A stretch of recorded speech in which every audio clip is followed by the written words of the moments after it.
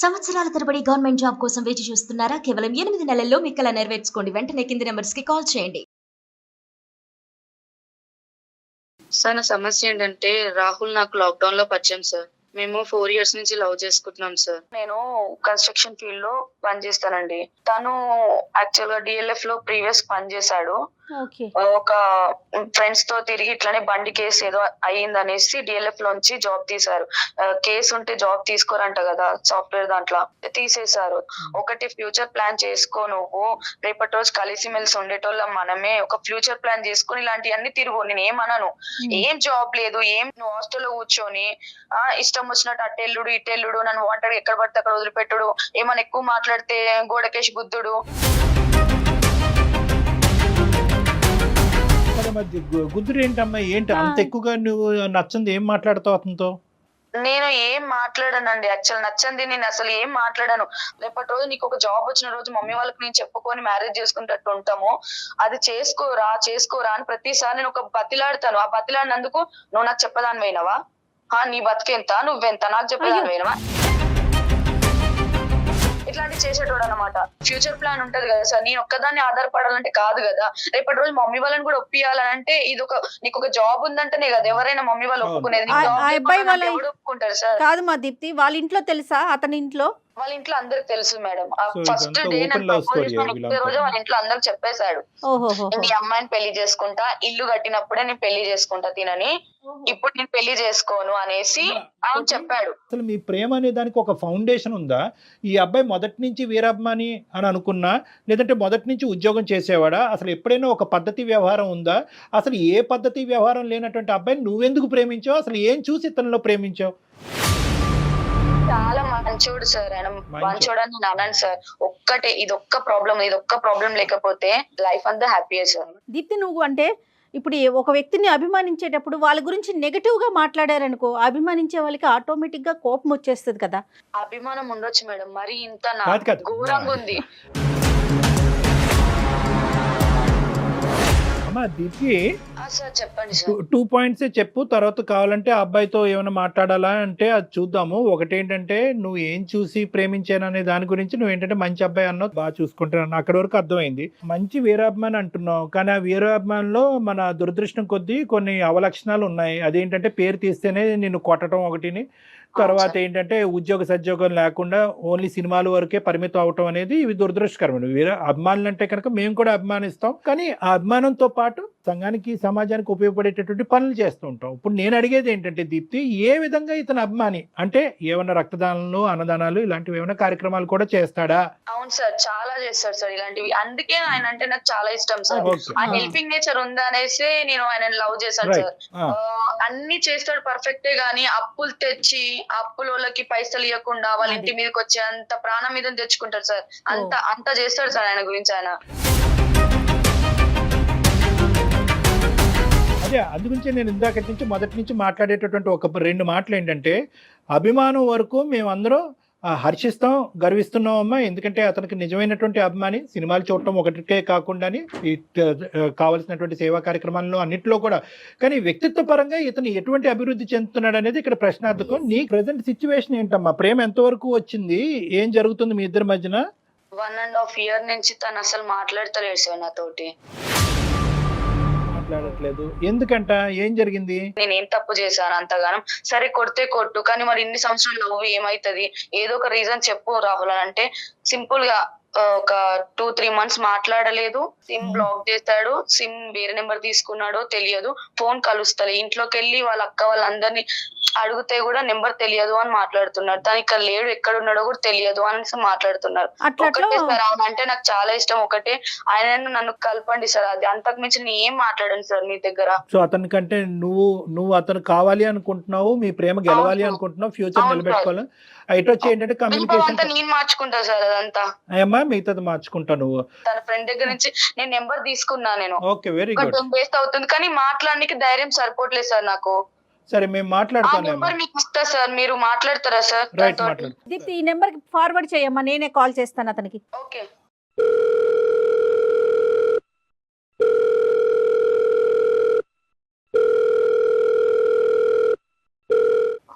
Hello, Rahul గారా మాట్లాడేది? ఎవరండి మాట్లాడేది? నమస్తే అండి, నేను జయానండి, అందమైన జీవితం ప్రోగ్రామ్ నుంచి మాట్లాడుతున్నాను. ఓకే, చెప్పండి మేడం. నాతో పాటు డాక్టర్ కళ్యాణ్ చక్రవర్తి గారు కూడా ఉన్నారు. ఆ చిన్న విషయం మీద మీతో మాట్లాడదామని కాల్ చేశాము. ఒక్కసారి డాక్టర్ గారు మాట్లాడతారు. హలో రాహుల్, సార్ చెప్పండి సార్. ఇప్పుడు అభిమానం అనేటటువంటిది ఒక ఎత్తు. ఇప్పుడు ఏంటంటే దీప్తి మీ యొక్క భవిష్యత్తు ఏంటి? 1.5 year పాటు ఆ అమ్మాయిని దూరం పెట్టడం ఏంటి? ఇప్పుడు ఆ అమ్మాయి దొంగచాటున ఆ నెంబర్ మాకిచ్చి, సార్ నేను ఆ అబ్బాయిని మర్చిపోలేకపోతున్నాను, నా ప్రేమని నా జీవితాన్ని కాపాడండి, ఇప్పటికీ రాహుల్ నాకు కావాలి, కానీ బాధ్యతాయుతం అభిమానించేటటువంటి రాహుల్ కూడా కావాలి. అట్ ద సేమ్ టైం బాధ్యతాయుతమైనటువంటి ఒక మంచి ప్రేమికుడు నాకు భర్తగా కావాలి, నాకు ఇది చేసి పెట్టండి ప్లీజ్ అని చెప్పి మమ్మల్ని విన్నవించుకుంటుంది. వెంటనే మేము ఆ అమ్మాయి దగ్గర నెంబర్ తీసుకుని మీకు కాల్ కలపడం జరిగింది. ఒక్కసారి మీరు ఓకే అంటే కోపాలు తాపాలు ఇవన్నీ తీసి పక్కన పెట్టి, మేము ఒక మంచి ఉద్దేశంతో మన ఇద్దరం ఒక గొప్ప వ్యక్తికి ఫ్యాన్స్ కాబట్టి మన ఇద్దరికి ఒక కామన్ ఆస్పెక్ట్ కుదిరింది కాబట్టి మీకు ఎటువంటి కోపతాపాలు లేకుండా దీప్తికి ఫోన్ కలపమంటే ఒకసారి ఫోన్ కలుపుతాం. అప్పుడు ఏంటి అనేది మనం ఒకసారి మాట్లాడుకుందాం. ఏ రాహుల్? సరే సార్. ఫస్ట్ ఫోన్ కలపనియండి, తర్వాత ఏంటి అన్నది చూద్దాం. ఎందుకంటే ఆ అమ్మాయి నియర్లీ ఆ అమ్మాయి కంప్లీట్గా పిచ్చిది అయిపోయే పరిస్థితికి వచ్చిందనమాట. అంటే 1.5 year పాటు మీరు ఎక్కడున్నారు, ఏం చేస్తున్నారు, ఎలా ఉన్నారు ఏమీ తెలియదు, తన భవిష్యత్తు ఏంటో తెలియదు. ఈ రోజు కాకపోతే రేపైనా రాహుల్ వస్తాడని చెప్పి ఆ అమ్మాయి చాలా ఇదిగా వెయిట్ చేస్తుంది. కాబట్టి ఈరోజు మీకు చెప్ప పెట్టకుండా మీకు ఫోన్ కలపడం తప్ప మాకు ఇంకో దారి లేదు. ఒక్కసారి దీప్తికి ఫోన్ కలుపుతాం, లైన్లో ఉండండి. దీప్తి, హలో రాహుల్ లైన్ లో ఉన్నారు. దీప్తి ఒకసారి మాట్లాడు. రాహుల్, దీప్తి ఉందమ్మా, ఒక్కసారి మాట్లాడండి, మీ ఇద్దరు మాట్లాడుకోండి. రాహుల్ ఎలా ఉన్నావు? చెప్పు. రాహుల్ నేను బాగానే ఉన్నా. ఏమైంది రాహుల్? ఏమైంది? సిమ్ అన్ని చేంజ్ చేసావు, గుర్తు రాలే రాహుల్ ఒక్కరోజు? గుర్తు రాలేదంటే నీకు గుర్తు రాలేదా? ఇలాంటి రోజు ఒక రోజు వస్తుంది, ఇవన్నీ ఎందుకు కలిసి ఉంటే అయిపోతుంది అని చెప్పి ఆ రోజు నీకు గుర్తు రాలేదా? నా తప్పై మాట్లాడిన రాహుల్.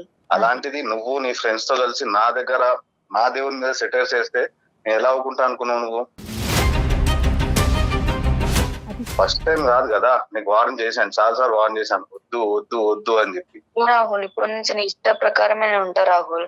మనం ఉన్న రిలేషన్షిప్, ఇన్ని రోజులు రిలేషన్షిప్ లో నేను అడుగుతున్నా, ఇన్ని రోజులు రిలేషన్షిప్స్ నీకు సంవత్సరం గుర్తుకు రాలేదు కదా, అలాగే ఉండిపోయి. గురించి నేను సంవత్సరంన్నర నుంచి ఎన్ని రోజుల నుంచి నేను నెంబర్ కోసం ఎదురు చూస్తున్నాను. నీ ఫ్రెండ్స్ అడుగు ఒక్కసారి. ఒకవేళ నేను ఎంత హర్ట్ అయ్యి ఉంటే నా ఫ్రెండ్స్ అందరికి చెప్పింటాను, ఎవరు ఫోన్ చేసిన దీప్తి ఫోన్ చేసిన నా నంబర్ ఇవ్వకండి రా అని చెప్పి. అసలు ఎక్కడ గాయపడింది నీ మనసు? ఎక్కడ గాయపడింది? నీ అభిమానానికి అగైనెస్ట్ గా అమ్మాయి ఏం మాట్లాడింది రాహుల్? ఏదో బర్త్డే పార్టీకి సంథింగ్ ఏదో అకేషన్ లో ఒక దగ్గర అందరం కూర్చున్నప్పుడు అక్కడ ఆ రోజు జరిగిన సంఘటన మేడం. అందరు కలిసి నా ఒక్కడి మీద సెటర్లు వేస్తున్నారు మేడం. నా రూమ్ నిండా ఆయన పోస్టర్స్ ఉంటాయి, నేను బండి మీద కూడా ఆయన ఫోటో వేసుకొని ఉంటా.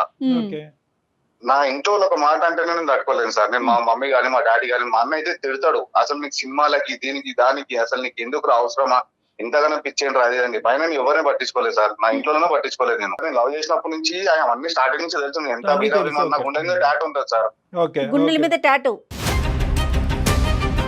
ఆయన ఇంత అభిమానం ఉంది అనేసి నాకు ఫస్ట్ లో తెలియదు సార్. 1 year నుంచి నాకు తెలియదు. దీప్తి కేక్ కటింగ్ బర్త్డే అప్పుడైతే కనుక ఇతను ఏ స్థాయిలో అభిమానిస్తున్నాడు అప్పుడైతే కనుక నీకు క్లియర్ కట్ గా ట్రాన్స్పరెంట్ గా తెలుసు కదా.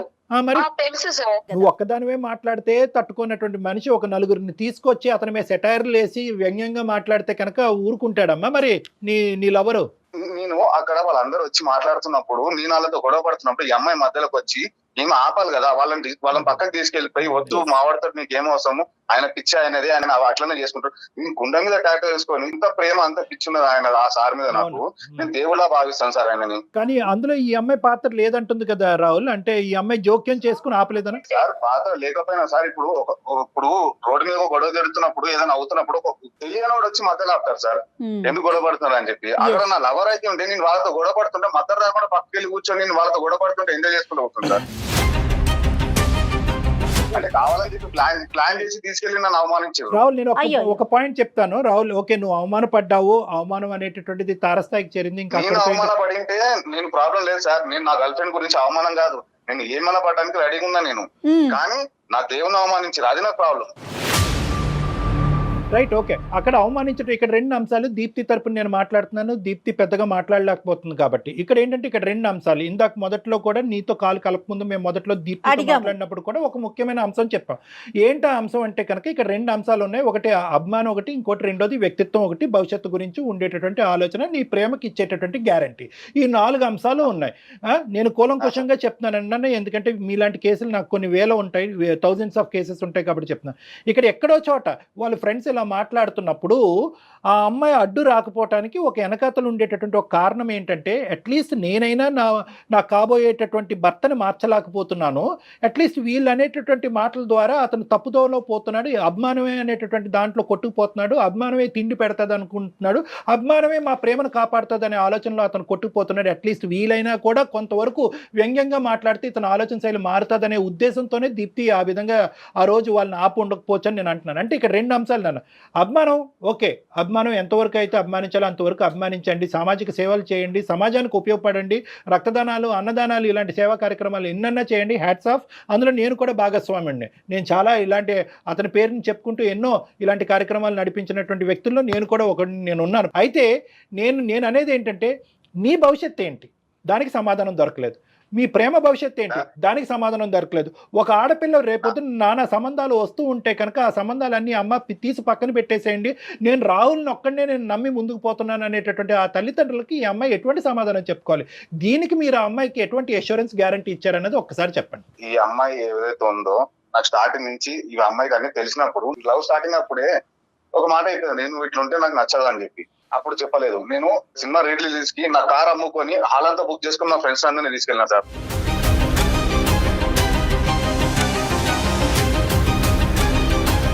పెద్ద సంఘటన ఏమైనా ఉంటుందా? లేదు, అది రికార్డు అన్ని రికార్డులు బదులు కొడుతున్నాయి, కానీ మీ ప్రేమ రికార్డు ఎవరు ఎలా బదులు కొట్టాలి? ఈమె ఆ రోజు చెప్పేది ఉండేది, సార్ ఇంత అభిమానం ఏంటి నీకు, నీకు ఇష్టపడి కొనుక్కున్న కారు కూడా నువ్వు అమ్మేసుకొని అందరినీ తీసుకోవడానికి కారణం ఏంటి, అసలు నీకు ఎందుకు, నువ్వు ఆపుకొని ఆ రోజు చెప్పుకోవచ్చు కదా. ఆ రోజు గుడ్ అని చెప్పి సపోర్ట్ చేసిన ఆమె ఇప్పుడు ఆయన అంటే ఎందుకు పడట్లేదు? ఆ రోజు ఆపుంటే అయిపోయి ఉండేవాడు. నువ్వు ఆలోచించేవాను సార్. దీప్తి గురించి ఆలోచించేవాడివా, లేకపోతే నీ అభిమానాన్ని కొంత తగ్గించుకోవాలని ఆలోచించేవాడివా? గురించి ఆలోచించేవాడిని, అమ్మాయి గురించి ఆలోచించేవాడు, అది క్లియర్. నాకు సపోర్ట్ చేసేవాళ్ళు నాకు కావాలి మేడం. రాహుల్, నాకు అర్థమైంది, ఒకటి అర్థమైంది నాకు బాగా, కానీ నాకు కావాల్సినటువంటి సమాధానం ఇంకా రాలేదు. అభిమానం గురించి 100 రెట్లు మాట్లాడేవు, is a living god for you అన్నట్టుగా మాట్లాడుతున్నావు. అంతవరకు మేమందరూ అంగీకరించినా కూడా ఈరోజు నేను అడిగే పాయింట్ ఏంటంటే, ఆ అమ్మాయికి భవిష్యత్తు గురించి ఎటువంటి రీఅష్యూరెన్స్ ఇచ్చావు మొత్తం ఈ 4 yearsలో? నువ్వు ఏం అమ్మేవో చెప్తున్నావు కానీ ఏం కొన్నావో చెప్పట్లే. ఆ అమ్మాయి జీవితం గురించి, మీ ఇద్దరి జీవితం గురించి మీరు ఏ విధంగా ప్లాన్ చేసుకున్నారు, ఏ ఉద్యోగం చేయాలనుకుంటున్నావు, ఎన్ని జాబ్స్ అప్లై చేసావు, ప్రస్తుతం జాబ్ చేస్తున్నావా లేదా? ప్రస్తుతం జాబ్ చేస్తున్నా సార్, నాకు నెలకు ఒక 56,000 శాలరీ వస్తుంది. అమ్మాయి హ్యాపీయా? అతను జాబ్ చేస్తున్నాడంట. జాబ్ చేసే నాకంటే ఇంకెవరు హ్యాపీ ఫీల్ అయితే సార్. ఇప్పుడు అతని మనసులో నీకు స్థానం ఉందో లేదో కనుక్కోవాలి. జాబ్ అయితే వచ్చింది. ఏమయ్యా రాహుల్, ఉందా స్థానం ఈ అమ్మాయికి? నాకు లేదు సార్.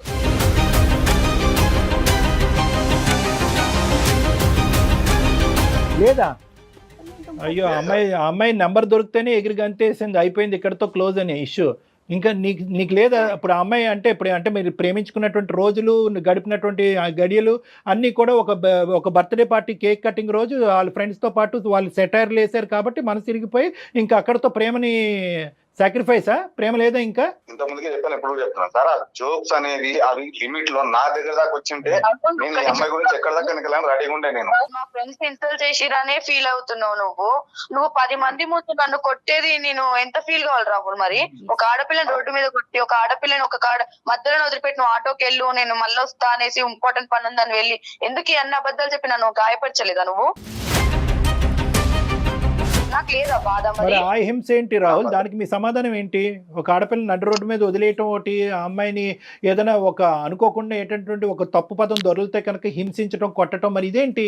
నా అభిమానం అలాంటిది. నా ఇష్టం, నా దేవుని గురించి ఒక మాట తప్పుగా మాట్లాడితే నేను ఎక్కడ దాకా తెలియజేస్తా సార్. నేను చెప్పినా మారతలేదు, వాళ్ళు చెప్తే మారతారేమో అని చెప్పేసి నా తల్లిదండ్రులు చెప్తే నేను మారలేదు సార్ ఆయన మ్యాటర్లో. నేను ఒకటైతే నువ్వు నిర్ణయం తీసుకోవాలి. రాహుల్, అభిమానం అనేటటువంటి దానికి నీకు 100కి 1000 మార్కులు పడినాయి, కానీ ఈ ప్రేమ అనేటటువంటి దాని గురించి క్లియర్ కట్గా మాకు కావాలి. ఎందుకంటే ఆ అమ్మాయి ఇప్పుడు 1.5 year పాటు నీ గురించే వెయిట్ చేస్తుంది, పేరెంట్స్ అందరికీ సమాధానం చెప్పుకుంటుంది. ఏం చేద్దాం? ప్రేమను చంపేసుకోమంటావా? ఇంకంతేనా? నేను చెప్పలేదు కదా సార్ ఆ అమ్మాయికి వెయిట్ చేయమని. ఏ రోజైతే నేను బయట చెప్పలేదయ్యా, పని కానీ ఆ అమ్మాయి వెయిట్ చేస్తుందయ్యా. చేసుకొని వచ్చిన తర్వాత నేను ఆ అమ్మాయి గురించి పట్టించుకోలేదు. నన్ను ఎంత టార్చర్ పెట్టిండు, నన్ను ఎంత కొట్టిండు, ఇవన్నీ ఆయన గుర్తొస్తలేవు. మరి అంత టార్చర్ పెట్టి హింస పెట్టేవాడిని నీకెందుకమ్మా? ఇప్పుడు అతను అభిమానిస్తున్నాడు, అభిమానం అనేటటువంటిది ఒక రేంజ్ లో ఉంది. అతని అభిమానము దానికి రిలేషన్ లో ఉన్నప్పుడు ఆయననే అనుకున్నప్పుడు వేరేటోని నేను ఎట్లా అనుకుంటా మేడం? నేను అలా కదమ్మా, ఓకే, అంతవరకు అర్థమైంది. మీ ప్రేమికులందరూ పాడే పాట అదే. అంతా కూడా ఈ అమ్మాయిని ప్రేమించిందంతా కూడా అబ్సల్యూట్లీ కండిషనల్ ప్రేమ అనమాట. అంటే ఏంటంటే నువ్వు ఎంతైతే అభిమానిస్తున్నావు అంతే స్థాయిలో అమ్మాయి అభిమానించాలి, ఆ మాట తప్ప ఇంకో మాట మాట్లాడకూడదు. అక్కడి వరకు అర్థమైంది. కానీ ఒక ఆడపిల్ల ప్రేమించి నీ జీవితంలోకి ఎంటర్ అయినటువంటి ఆడపిల్ల ఈ సబ్జెక్ట్ తప్ప ఇంకో ఇంట్రెస్ట్, ఇంకో ఆశ, ఇంకో కోరిక ఉండదా రాహుల్? ఇంకొక ఆలోచన ఉండదా? అంటే అందరూ నువ్వు ఏ స్థాయిలో అనుకుంటే ఆ స్థాయిలో అనుకోవాలా? మరి అలాంటప్పుడు మీరిద్దరు క్లియర్ కట్గా మాట్లాడుకోవాలి. స్టార్టింగ్ ప్రేమించుకునే ముందు ఒకలో ఉంటే ఒకరు ఇష్టపడ్డాం, కానీ ఇది మన ఇద్దరు కండిషన్. ఈ విషయంలో నువ్వు గీత దాటితే, ఈ విషయానికి వ్యతిరేకంగా మాట్లాడితే, ఈ ఆలోచనకు వ్యతిరేకంగా నువ్వు నిలవరిస్తే కనుక అక్కడితో మన ప్రేమ ఎండ్ అయిపోయినట్టే అని మాట్లాడుకుంటే కనుక ఈ రోజు ఈ అమ్మాయి ఇంత విధంగా ఆశలు పెంచుకుని ఉండేది కాదు. ఒకటే ఏరియాలో బతికేటోళ్ళం సార్. ఆ అమ్మాయి ఇప్పుడు నన్ను చూసి ఇష్టపడిందే దానికి. అదే ఊర్లో ఉంటున్న నువ్వు ఏ స్థాయిలో అతను అభిమానిస్తున్నాడన్నది తెలుసు, కానీ అభిమానం ఈ స్థాయిలో ఉంటుంది అని అనుకోలేదు నువ్వు. బహుశా ఏంటంటే ప్రేమని మించినటువంటి అభిమానము, క్షమించలేనటువంటి అభిమానం ఉంటుందని నువ్వు అనుకోలేదు. అక్కడే ఇక్కడ మెయిన్గా ఉండేటటువంటి ఇష్యూ. ఒకటి ఇప్పుడు నువ్వు ఆలోచించుకోవాల్సింది ఏంటంటేనమ్మా, అతని అభిమానం అనేటటువంటిది తారస్థాయికి చేరింది. అది ఒక మెట్టు కూడా దిగేటటువంటి అవకాశం లేదు. నువ్వు ప్రధానంగా దీప్తి ఇక్కడ ఆలోచించవలసింది ఏంటంటే, ఇప్పుడు అదే స్థాయిలో నువ్వు కూడా అభిమానించు అని చెప్పలేను నేను. As a psychiatrist, as a ఒక మానసిక వైద్య నిపుణుడిగా నువ్వు కూడా అదే అభిమానించమని నేను చెప్పలేను. నేను చెప్పగలిగేది ఒకటే, అతని అభిమానం అదే స్థాయిలో ఉంటుంది. ఆ అభిమానానికి వ్యతిరేకంగా కానీ ఆలోచించినా కానీ ప్రవర్తించినా కానీ మాట్లాడినా కానీ క్షమించలేనటువంటి మనస్తత్వం అవుతుంది. నీ అభిమానాన్ని మేము హ్యాట్స్ ఆఫ్ చెప్తున్నాం, అంతవరకు ఓకే. ఈ అభిమానంకి ఎన్ని మార్కులు వేస్తావు, ఆ అభిమానం తీసి పక్కన పెట్టి మీ ప్రేమకి ఎన్ని మార్కులు వేస్తావు, ఇది మాకు చెప్పు. దాన్ని బట్టి ఆ అమ్మాయి డిసైడ్ అవుతుంది నీతో పాటు జర్నీ చేయాలా లేదా అనేది. ఈ అమ్మాయి నేను కంటిన్యూ చేయాలని అయితే అనుకుంటలేను సార్. ఎందుకంటే ఒకసారి నా మనసు రిపోయింది. ఆ మ్యాటర్ లో నేను ఎంత గాయపడ్డాను, నేను ఇంతవరకు ఎప్పుడు పడలేదు సార్. నాకు ఇప్పుడు 28 years. ఈ 28 years నాకు ఇంతవరకు ఎప్పుడు పడలేదు. నేను అంత పెద్ద దెబ్బ నాకు ఎప్పుడు పడలేదు. అయితే ఇప్పుడు ఏంటి, ఇప్పుడు అంటే ఇంకంతేనా? ఇంకా అమ్మాయికి క్షమాపణ చెప్పినా, ఇంకో విధంగా మాట్లాడినా ఆ అమ్మాయి ప్రేమని ఇంకా మీరు యాక్సెప్ట్ చేయరా? అసలు మీరు ఇంత మంచి అబ్బాయిలాగా అనిపిస్తున్నారు, మీ వ్యక్తిత్వంలో ఒక మంచితనం అనేది మాకు కనిపిస్తుంది. ఒక అభిమానం అనేటటువంటి ఆస్పెక్ట్ని తీసుకుని ఒక మంచి ప్రేమని మీరు డిస్ట్రాయ్ చేస్తున్నారా? నాకు నమ్మశక్యంగా అనిపించట్లేదు. అసలు మీ మనసులో ఏముందో చెప్పండి. ఈ అమ్మాయి ఏంటో నేను సంవత్సరం బాధపడ్డాను, ఇదయ్యాను అదేనంట అంటే ఆ అమ్మాయికి ఉందా సార్ బాధ? నాకు లేదా? నేను ప్రేమించలేదా? మళ్ళీ పర్లేదు కానీ ఎదుటోళ్ళని బాధ పెట్టద్దని చెప్పి. నువ్వు 1.5 year పాటు ఆ అమ్మాయి ఎంతైతే వెయిట్ చేస్తుందో నువ్వు కూడా అంతే ఇదిగా వెయిట్ చేస్తుందని మేము అనుకుంటున్నాం. అనుకోవచ్చా? చేస్తున్నా సార్. మరి ఏమంటావు? ఇప్పుడు మీరిద్దరు కలిసి ప్రయాణం చేయాలి అంటే కనుక, కలిసి ప్రేమించినటువంటి ప్రేమ పెళ్లి వరకు దారి తీయాలి అంటే కనుక మీ యొక్క ఆలోచన ఏంటి, మీ కండిషన్స్ ఏంటి? దీప్తి ఎలా ఉండాలి, ఎలా ఉండకూడదు? మీరు ఫోన్ చేశారు కాబట్టి చెప్తున్నా సార్. ఇప్పుడు ఈ రోజు అంటే ఒక సంవత్సరం తర్వాత సరే, ఈ రోజు అదే ప్రేమ నాకుంది, అదే ప్రేమ అమ్మాయికి ఉంది కాబట్టి మీరు వచ్చి ఇప్పుడు కలిపేసి వెళ్ళిపోతారు. రేపు పొద్దున మళ్ళీ ఇదే ప్రాబ్లం రాదని గ్యారంటీ ఉండదు కదా సార్. సో ఆ అమ్మాయికి ఇప్పుడు ఏమన్నా సరే క్లియర్ కట్ గా కొన్ని మ్యాటర్లు చెప్తాయి. ఆ అమ్మాయికి ఇది ఓకే అనుకుంటే అది కొద్ది రీజనబుల్గా ఉండేటట్టు మాట్లాడండి. ఒకటి నేను రాహుల్, నేను ఏమంటున్నానంటే అభిమానం అనేటటువంటిది అర్థమైంది, ప్రేమ అనేది కూడా అర్థమైంది. ఇప్పుడు జరగబోయేటటువంటి జర్నీ మీ ఇద్దరిది ఒక భార్యాభర్తల్లాగా, రేపొద్దున ఇద్దరు పిల్లలు కంటే కనుక ఒక తల్లిదండ్రుల్లాగా, అందులో ఉండేటటువంటి మెచ్యూరిటీ అనేది ఇంకో లెవెల్లో ఉండాలి.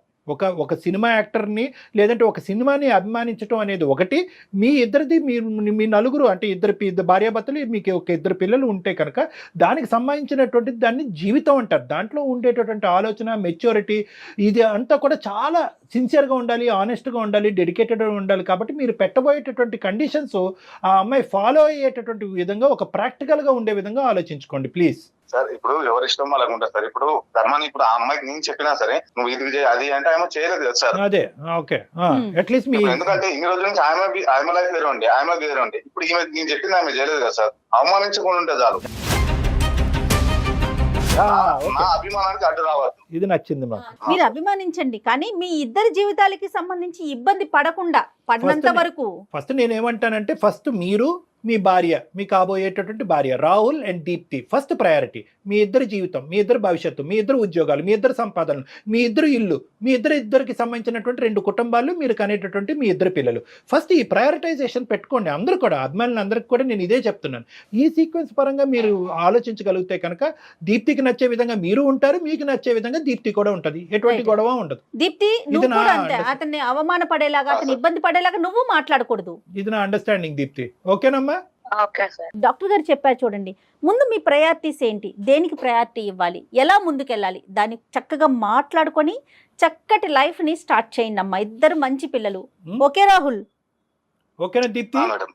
ఓకే, ఇంకా పర్సనల్ గా ఏదైనా మాట్లాడుకోవాలనుకుంటే డాక్టర్ గారికి ఒకసారి నాకు కాల్ చేయండి, నేను డాక్టర్ గారితో మీకు అపాయింట్మెంట్ చేయించుతాను. కూర్చొని ఇంకొకసారి మాట్లాడుకుందరు కానీ.